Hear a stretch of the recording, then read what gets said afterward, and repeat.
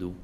Alors, Patrice Jérôme. Justement, vous parliez tout à l'heure de l'intérêt de chaque État dans cette affaire. Et récemment, Daniel Cohn-Bendit a accusé le gouvernement, ou même le président de la République, d'avoir conditionné l'aide de la France à la Grèce au maintien, au respect des contrats d'armement passés avec la Grèce.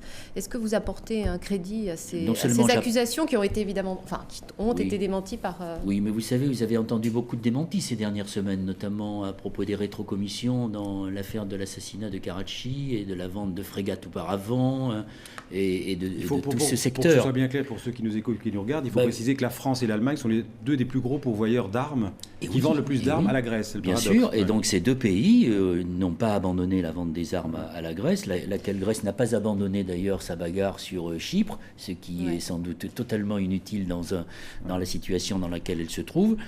Écoutez, moi, j'ai aucune raison de remettre en cause ce qu'a dit Dany. Je pense que Dany est un responsable politique européen. Lorsqu'il avance de telles informations, c'est qu'il a sans doute beaucoup des bonnes sources. Sa source, ce n'est rien d'autre que le Premier ministre grec, M. Papandréou.